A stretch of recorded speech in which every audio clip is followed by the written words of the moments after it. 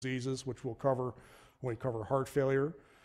Myocardial masses, and the other big thing is myocardial viability. A living muscle on MR, cardiac MR, looks different than scar, and that's a useful thing.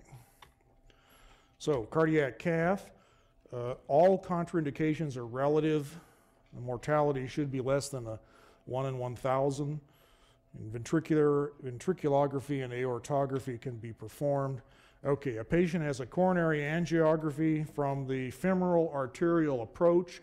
Immediately after the procedure, she develops sinus tachycardia and severe hypotension. The 12-lead ECG is otherwise normal. What is the diagnosis?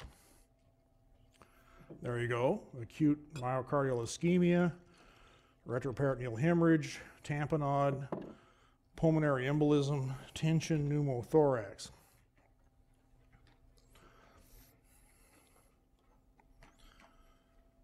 So he has an angiography, becomes hypotensive and tachycardic, and the ECG is normal. Right, so half of you got that one. Acute myocardial ischemia, the ECG is normal, remember? Probably unlikely to be normal if it was that acute of ischemia to cause hypotension. Tamponade from a left heart cath, man, that's an ugly cath.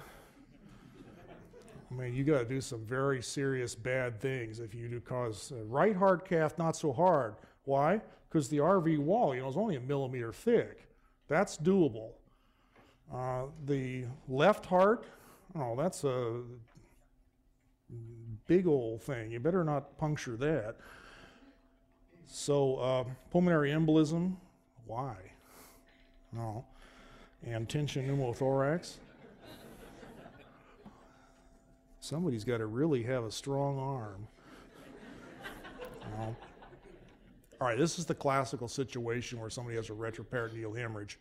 If you do any peripheral angiography at all, you wonder why we don't cause more problems than we do.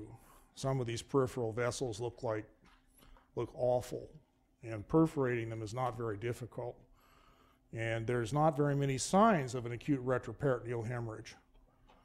No.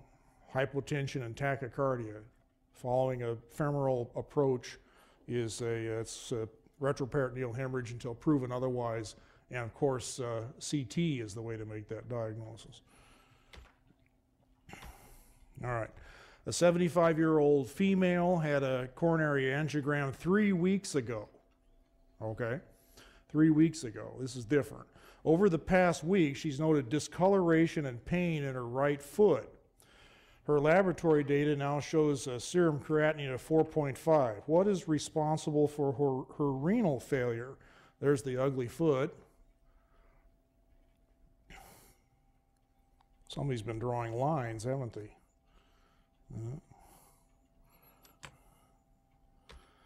Underlying interstitial kidney disease, iodinated contrast nephropathy,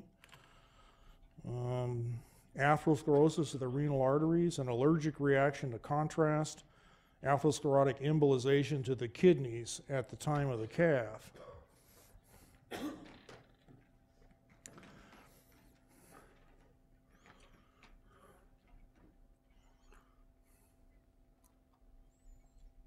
Good. All right. Yeah, like I said, if you saw all the stuff we could bump off on the way up, it's not surprising this doesn't happen more often. Bumping off the foot thing following a procedure, an arterial procedure, is sort of pathognomonic for that atherosclerotic emboli. By the way, there really isn't an allergic reaction to contrast material. You know that?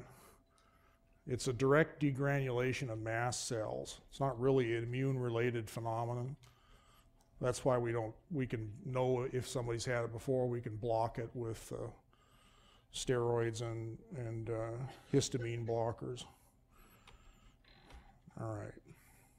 I thought this was kind of going to be not as important as it was, and then last year, doggone it, they had 2 or 3 questions out of this session just as I was about to dump it, because they hadn't bothered with this for a while. That'll teach me. See, just when they when I think it's safe, they stick it back on. So the wedge pressure, remember, is a dampened form of left atrial pressure, which represents left ventricular end diastolic pressure, which is what you're really after. You want to win the Nobel Prize in medicine, by the way? I know of at least 2 ways to do it. All right, one way I'll tell you when we come to ischemic heart disease. I'll tell you the other way right now. Demonstrate a way by echo to show unequivocally what left ventricular end diastolic pressure is. You can figure that out. Whole careers have been made and lost on that topic. By echo, you can't figure it out. Everything else has fallen to echo, right? But not this. So left ventricular end diastolic pressure goes up with anything that causes a relaxation abnormality of the LV, or anything that interferes with LV systole. So, or anything that squeezes on the heart from the outside, right? Lots of things.